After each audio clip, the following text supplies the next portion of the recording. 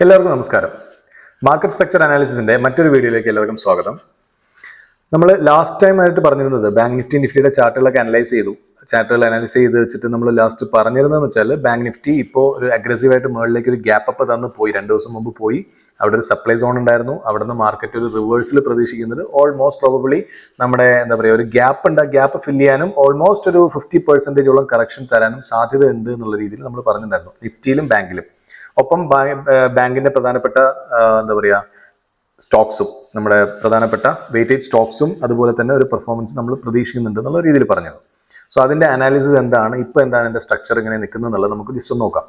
നിലവിൽ bank Nifty എടുത്തു കഴിഞ്ഞാൽ, ബാങ്ക് നിഫ്റ്റിയുടെ ഡെയിലി ചാർട്ട് എടുത്തു കഴിഞ്ഞാൽ നമ്മൾ ഈ പറഞ്ഞ ഗ്യാപ്പ് ഇപ്പോഴും ഉണ്ട്.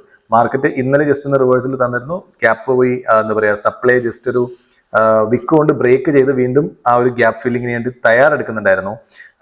ഷോർട്ടർ ടൈം ഫ്രെയിമിൽ പോയി കഴിഞ്ഞാൽ ഈ പറയുന്ന പോലെ തന്നെ മുകളിലേക്ക് ഒരു ബ്രേക്ക്ഔട്ട് തന്നിട്ട് മാർക്കറ്റ് തിരിച്ച് റിവേഴ്സിൽ വന്നിരിക്കുകയാണ്. ഈ ഒരു ഗ്യാപ്പ് ഫില്ലിംഗ് നമ്മൾ പ്രതീക്ഷിക്കുന്നുണ്ട്. ഈ ഒരു ഗ്യാപ്പ് ഫില്ലിംഗ് കഴിഞ്ഞ് മാർക്കറ്റ് നമ്മൾ നേരത്തെ പറഞ്ഞതുപോലെ തന്നെ ഒരു 50% കറക്ഷൻ ഒക്കെ തരാൻ സാധ്യതയുള്ള സോണുകൾ ഉണ്ട് എന്നുള്ളത് പറഞ്ഞു. നമ്മൾ അങ്ങനെ നോക്കുകയാണെങ്കിൽ ലാസ്റ്റത്തെ ഒരു 50% കറക്ഷൻ എന്ന് പറയുന്നത് ഏകദേശം ഇത് മുതൽ ഇത് നോക്കിയാൽ ഇതായിരുന്നു നമ്മളന്ന് പറഞ്ഞ സോൺ. ഓൾമോസ്റ്റ് ഈ ഒരു സോണിലേക്കൊക്കെ മാർക്കറ്റ് വന്നിട്ട് തിരിച്ചു പോകാൻ സാധ്യതയുണ്ട് എന്നുള്ളതാണ് നമ്മൾ എക്സ്പെക്ട് ചെയ്തിരുന്നുള്ള കാര്യങ്ങൾ പറഞ്ഞിട്ടുണ്ടായിരുന്നു. സോ ബാങ്ക് നിഫ്റ്റിയിൽ വലിയ മാറ്റങ്ങളൊന്നും വന്നിട്ടില്ല. ഏകദേശം ആ സോണിൽ തന്നെയാണ് മാർക്കറ്റ് ഇന്നും ട്രേഡ് ചെയ്തത്. ബാങ്ക് നിഫ്റ്റി ഫ്യൂച്ചേഴ്സ് എടുത്തു കഴിഞ്ഞാൽ ഫ്യൂച്ചേഴ്സിലും ഈ പറയുന്ന പോലെ തന്നെ സപ്ലൈയെ ബ്രേക്ക് ചെയ്ത് മാർക്കറ്റ് തിരിച്ച് അതേ സോണിൽ തന്നെ വന്ന് നിൽക്കുന്നു. വേറെ അങ്ങനെ ഒരു ഒരു കൺഫർമേഷൻ, ബുള്ളിഷ് കൺഫർമേഷനും ആയിട്ടില്ല. തിരിച്ചെന്നാൽ കറക്ഷൻ വരുമോ ഇല്ല എന്നുള്ള കൺഫർമേഷനും നമുക്ക് തന്നിട്ടില്ല. തിരിച്ച് കറക്ഷൻ വരാനും സാധ്യതയുണ്ട്. സോ അതുകൊണ്ട് തന്നെ ബാങ്ക് നിഫ്റ്റിയിൽ നമുക്കിപ്പോൾ ഒരു പ്രോപ്പർ എൻട്രി സെറ്റപ്പ് താഴേക്ക് വരികയാണെങ്കിൽ ഈ പറയുന്ന 51,900 ഒക്കെ ബ്രേക്ക് ചെയ്ത് മാർക്കറ്റ് താഴേക്ക് ഒരു സ്ട്രക്ചർ ക്രിയേറ്റ് ചെയ്യുകയാണെങ്കിൽ ഈ ഒരു ഗ്യാപ്പ് ഫില്ല് ചെയ്യാൻ സാധ്യതയുണ്ട് എന്നുള്ളൊരു എക്സ്പെക്ടേഷൻ നമുക്ക് ചെയ്യാം. ഒപ്പം അതല്ല ഒരു ഗ്യാപ്പ് അപ്പോ അല്ലെങ്കിൽ ഈ പറയുന്ന ഹൈനെ ബ്രേക്ക് ചെയ്ത് മാർക്കറ്റ് ഒരു ബ്രേക്ക് ഓഫ് സ്ട്രക്ചർ തന്ന് മുകളിലേക്ക് തന്നെ പോവുകയാണെങ്കിൽ നമുക്കൊരു ബുള്ളിഷ് റാലി നമുക്ക് പ്രതീക്ഷിക്കാവുന്നതാണ്. നിലവിൽ ഇതാണ് ഇപ്പോഴത്തെ സിനാരിയോ. ഇപ്പൊ നിലവിൽ നമുക്കൊരു കൺഫർമേഷൻ ആയിട്ടില്ല. എന്നാൽ നിഫ്റ്റിയുടെ കേസ് നോക്കുകയാണെങ്കിൽ നിഫ്റ്റി ഈ പറയുന്ന ഗ്യാപ്പ് ഫില്ല് ചെയ്യുമ്പോൾ നമ്മൾ പ്രതീക്ഷിച്ചിരുന്ന അതേ സോണിൽ വന്ന് മാർക്കറ്റ് ഫില്ല് ചെയ്ത് 50% കറക്ഷൻ തന്നില്ലെങ്കിൽ പോലും ഓൾമോസ്റ്റ് ഒരു 40% ഐ തിങ്ക് 40% കറക്ഷൻ തന്ന് മാർക്കറ്റ് റിവേഴ്സലായി. ഇന്ന് മാർക്കറ്റ് ഒരു ജസ്റ്റ് ഒരു റിവേഴ്സൽ റാലി കാണിച്ചായിരുന്നു. ഇൻഡെക്സിന്റെ കേസിലാണെങ്കിൽ ഫ്യൂച്ചേഴ്സിന്റെ കേസിലാണെങ്കിലും അതുപോലെ തന്നെയാണ്. ഫ്യൂച്ചേഴ്സും ഈ പറയുന്ന പോലെ ഗ്യാപ്പ് കറക്റ്റ് ആയിട്ട് ഇന്നലെ തന്നെ വന്ന് ഗ്യാപ്പ് ഫില്ല് ചെയ്തു. അത് കഴിഞ്ഞ് മാർക്കറ്റ് ഇന്ന് ഗ്യാപ്പ് ഫില്ല് ചെയ്ത് ആ കറക്റ്റ് ഓൾമോസ്റ്റ് ഒരു 50% കറക്ഷൻ തന്ന് മാർക്കറ്റ് റിവേഴ്സലായിട്ടുണ്ട്. സോ ഈ ഒരു എക്സ്പെക്ടേഷൻ നമ്മൾ ചെയ്തിരുന്നതാണ്. സോ നമ്മൾ ചാർട്ട് നോക്കുകയാണെങ്കിൽ നമ്മൾ ഇതാണെന്ന് പറഞ്ഞത്, ഈ ഒരു ഗ്യാപ്പ് ഫില്ല് ചെയ്യുകയും ഈ പറയുന്ന ഓൾമോസ്റ്റ് ഒരു 50% വന്നിട്ട് മാർക്കറ്റ് തിരിച്ചു പോകും എന്നുള്ളൊരു കറക്ഷൻ നമ്മൾ പ്രതീക്ഷിച്ചിരുന്നത്. അതുപോലെ തന്നെ നിഫ്റ്റിയുടെ കാര്യത്തിൽ സംഭവിച്ചിട്ടുണ്ട്. ബാങ്ക് നിഫ്റ്റിയിൽ നമ്മൾ പ്രതീക്ഷിച്ച പോലെ ഒരു കറക്ഷൻ നടന്നിട്ടില്ല. മേ ബി അത് കറക്ഷൻ ചെയ്യാം, അല്ലെങ്കിൽ മേ ബി അഗ്രസീവ് പോകാം. അത് നമുക്ക് മറ്റന്നാളത്തെ ചാർട്ട് അല്ലെങ്കിൽ തിങ്കളാഴ്ചത്തെ ചാർട്ട് നോക്കുമ്പോൾ നമുക്ക് മനസ്സിലാവും. ഇനി ബാങ്കിന്റെ കേസിൽ നമ്മുടെ സ്റ്റോക്കുകൾ, വെയിറ്റേജ് സ്റ്റോക്ക് നോക്കുകയാണെങ്കിൽ HDFC ബാങ്ക് നമ്മൾ അന്ന് പറഞ്ഞ പോലെ തന്നെ ഓൾ ടൈം ഹൈ ബ്രേക്ക് ചെയ്തു. എന്നിട്ട് മാർക്കറ്റ് താഴേക്ക് തിരിച്ച് റിവേഴ്സലായിട്ട് താഴേക്ക് വന്നിട്ടുണ്ടായിരുന്നു. ദെൻ ICICI ബാങ്ക് നമ്മൾ ആ ഗ്യാപ്പ് ഫില്ല് ചെയ്യുമെന്ന് പ്രതീക്ഷിച്ചിരുന്ന ആ സോൺ ഗ്യാപ്പ് ഫില്ല് ചെയ്തു. എന്നാൽ നമ്മൾ ഉദ്ദേശിച്ച പോലെ 50% കറക്ഷൻ തന്നിട്ടില്ല. സോ ഗ്യാപ്പ് ഫില്ല് ചെയ്ത് മാർക്കറ്റ് തിരിച്ച് റിവേഴ്സലാണ് കാണിച്ചത്. കൊട്ടാക് ബാങ്ക് ഓൾമോസ്റ്റ് ആ പറയുന്ന പോലെ തന്നെ റേഞ്ചിൽ തന്നെയായിരുന്നു. ഒരു പ്രത്യേകിച്ചൊന്നും എടുത്തു പറയാനായിട്ട് കൊട്ടാക് ബാങ്കിൽ ഉണ്ടായിരുന്നില്ല. ഇനി നമ്മൾ മുമ്പ് പറഞ്ഞിരുന്ന കേസുകളിലുള്ള 1-2 സ്റ്റോക്സുകൾ ഞങ്ങൾ അന്ന് പറഞ്ഞതുപോലെ ബാറ്റ ഇന്ത്യയുടെ ഇപ്പോഴത്തെ ഒരു പെർഫോമൻസ് നോക്കുകയാണെങ്കിൽ നമ്മൾ എക്സ്പെക്ട് ചെയ്യുന്നത് ആക്ച്വലി പറയുന്ന പോലെ 1550 റേഞ്ച് ആണ്.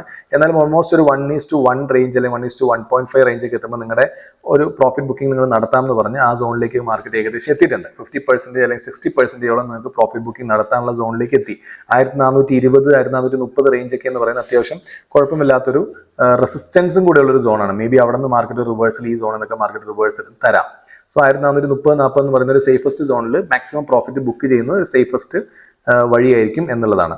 പിന്നെ ബാറ്റ ഇന്ത്യ പോലെ തന്നെ നമ്മൾ കോൾപാൽ നമ്മൾ പറഞ്ഞിരുന്നു. അല്ലാതെ 1-2 സ്റ്റോക്കുകൾ, ഹഡ്കോ ഒക്കെ അത്യാവശ്യം ബുള്ളിഷ് റാലി നടക്കുന്നുണ്ട്. ഒന്നും ടാർഗറ്റ്സ് അച്ചീവ് ആയിട്ടില്ല, പക്ഷേ അത് പതുക്കെ നമ്മളെ ഉദ്ദേശിക്കുന്ന സോണിലേക്ക് നമ്മൾ പ്രതീക്ഷിക്കുന്ന പോലെ തന്നെ മാർക്കറ്റ് വരാൻ സാധ്യതയുണ്ട്. 239 ഇപ്പൊ നിൽക്കുന്നത്. ഏകദേശം നല്ല രീതിയിൽ തന്നെ അത് മൊമെന്റം കാണിച്ചു. പിന്നെ ഇനി വരുന്ന ദിവസങ്ങളിൽ സ്വിംഗ് ട്രേഡിന് വേണ്ടി കൺസിഡർ ചെയ്യാൻ പറ്റുന്ന അല്ലെങ്കിൽ ഇപ്പൊ കുഴപ്പമില്ലാത്ത ഒരു റേഞ്ചിൽ നിൽക്കുന്ന ചെറിയ റിവേഴ്സൽ സൈൻസ് കാണിച്ച 1-2 സ്റ്റോക്കുകളെ നമുക്ക് ഇന്ന് മെൻഷൻ ചെയ്യാന്നുള്ളത്. ഒന്ന് എഞ്ചിനീയേഴ്സ് ഇന്ത്യ നമ്മൾ നോക്കുകയാണെങ്കിൽ ഫണ്ടമെന്റൽസ് നോക്കിയാൽ എഞ്ചിനീയേഴ്സ് ഇന്ത്യയുടെ സ്റ്റോക്ക് PE ഇൻഡസ്ട്രി PEക്കാളും ചെറിയ രീതിയിൽ താഴ്ചയാണ്. എന്നാൽ ROCയും ROEയും നല്ല രീതിയിൽ ബുള്ളിഷാണ്. ദെൻ ബുക്ക് വാല്യൂ ഇച്ചിരി ഒരു 5 ടൈംസോളം കൂടുതലാണ് നിൽക്കുന്നത്. ദെൻ സെയിൽസ് ക്വാർട്ടേഴ്സ് ഉണ്ട്, പ്രോഫിറ്റ് ഗ്രോത്ത് ഉണ്ട്. പ്രോഫിറ്റ് ഗ്രോത്ത് ലാസ്റ്റ് ക്വാർട്ടറിലില്ല, എന്നാലും yearly profit and sales growth ഉണ്ട്. പ്രൊമോട്ടർ ഹോൾഡിംഗ്സ് ഉണ്ട്, D I holdings, F I holdings ഉണ്ട്. ഡി ഐ ഹോൾഡിംഗ്സ് ചെറിയ രീതിയിൽ, എഫ് ഐ ഹോൾഡിംഗ്സ് ചെറിയ രീതിയിൽ കൂടിയിട്ടുണ്ട്, ഡി ഐ ഹോൾഡിംഗ്സ് കുറഞ്ഞിട്ടുണ്ട്. ദെൻ പൈട്രിസ്ക് സ്കോർ 6 ആണ്, പി ജി റേഷ്യോ 8 ആണ്. 8 പി ജി റേഷ്യോ കൂടിയാണ് നിൽക്കുന്നത്. ആക്ച്വലി അത് ഒരു ഫണ്ടമെന്റലി ഇത് നല്ലൊരു ഫാക്ടർ അല്ല. എന്നാൽ ബാക്കിയുള്ള ROC ROE എല്ലാം കൂടി നിൽക്കുന്നതുകൊണ്ട് തന്നെ അതിന് വേണ്ട ഒരു മൊമെന്റം അത് ഇപ്പോഴും കിട്ടിയിട്ടില്ല എന്ന് ഒരു കൺസിഡറേഷൻ നമുക്ക് ചെയ്യാവുന്നതാണ്.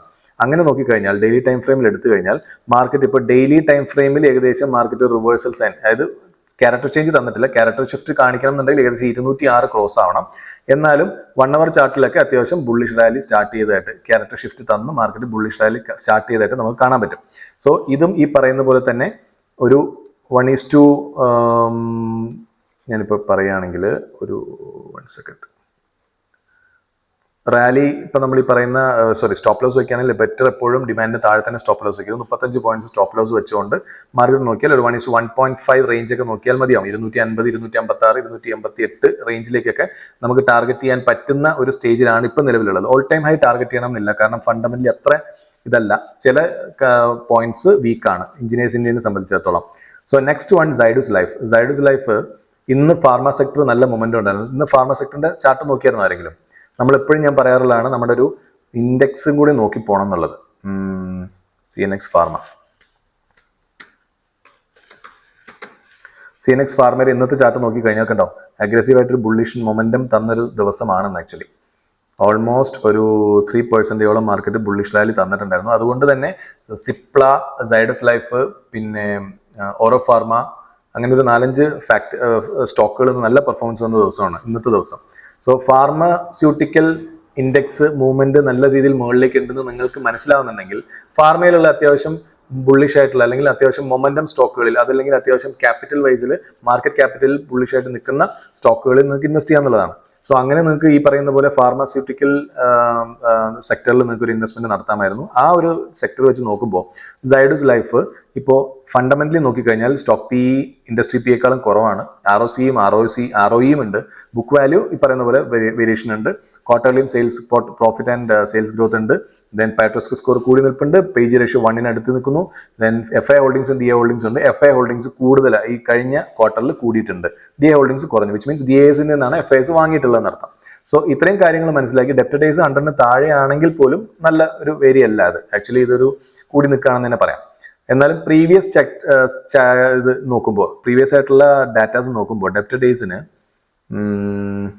ഡേയ്സ് ലാസ്റ്റത്തെ വെച്ച് നോക്കുമ്പോൾ ഒരു 3 ദിവസം കൂടിയിട്ടുണ്ട്. 81, 79, 81, 94, 94, 97 കൂടിയിട്ടാണുള്ളത്. സോ അത് നല്ലൊരു ഇതല്ല, നല്ലൊരു റിസൾട്ട് അല്ല ആക്ച്വലി ഡെപ്റ്റ് ഡേയ്സിന്റെ കേസിൽ.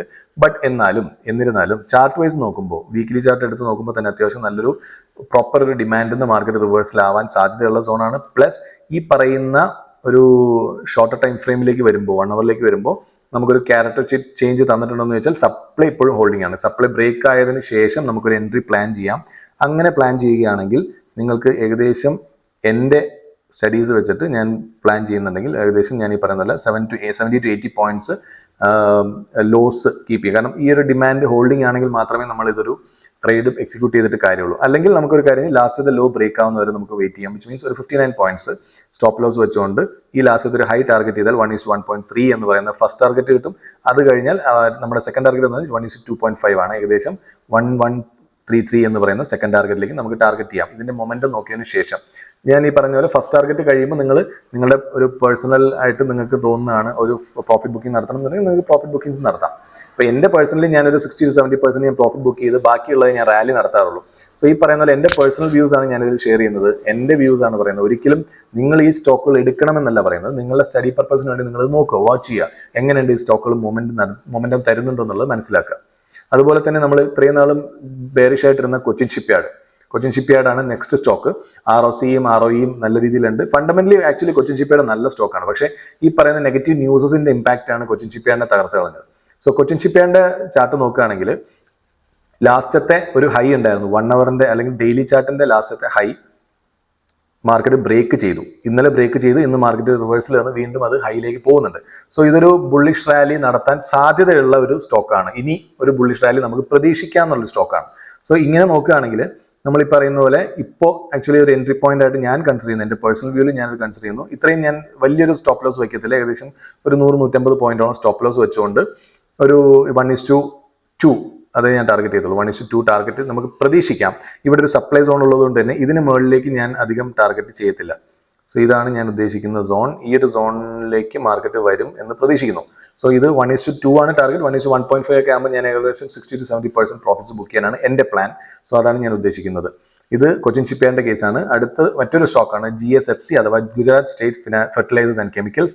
ഇതും ഫണ്ടമെന്റലി നോക്കിക്കഴിഞ്ഞാൽ അത്യാവശ്യം നല്ല പെർഫോമൻസ് ഇപ്പം തന്നുകൊണ്ടിരിക്കുന്നു. DI ഹോൾഡിംഗ്സ് ഉണ്ട്, FI ഹോൾഡിംഗ്സ് ഉണ്ട്, ROC ROE ഉണ്ട്, സ്റ്റോക്ക് PE ഉണ്ട്. സ്റ്റോക്ക് PE ഇൻഡസ്ട്രി PEക്കാളും കുറവാണ്. ദെൻ ഡെപ്റ്റർ ഡേയ്സ് കുറവാണ്, പയട്രോസ്ക് സ്കോർ കുറവാണ് കേട്ടോ. പയട്രോസ്ക് സ്കോർ ഫിനാൻഷ്യൽ സ്ട്രെങ്ത് കാണിക്കുന്ന ഒരു സ്കോറാണ് പയട്രോസ്ക് സ്കോർ.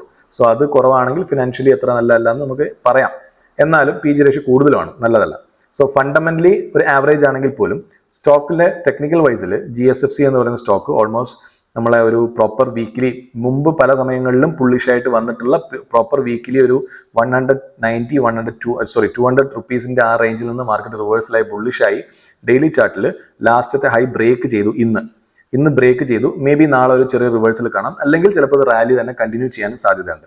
സോ ഇങ്ങനത്തെ കേസുകളിൽ ഫണ്ടമെന്റലി നമുക്ക് അത്ര ഷുവർട്ടി ഇല്ലാത്ത കേസുകൾ ഉണ്ടെങ്കിൽ നിങ്ങൾക്ക് ചെയ്യാൻ പറ്റുന്ന മറ്റൊരു കാര്യം എന്ന് പറയുന്നത്, നമുക്ക് ഈ പറയുന്ന എൻട്രി നാളെ താഴേക്ക് വരികയാണെങ്കിൽ താഴ്ന്ന്, അല്ല തിങ്കളാഴ്ച താഴേക്ക് വരികയാണെങ്കിൽ താഴ്ന്ന്, അതല്ല എന്നുണ്ടെങ്കിൽ ഇപ്പൊ നിൽക്കുന്ന സോണിൽ നിങ്ങൾ പ്ലാൻ ചെയ്താൽ പോലും 1-2 ക്യാൻഡലിന്റെ താഴെ മാത്രമേ സ്റ്റോപ്പ് ലോസ് വെക്കാവൂ.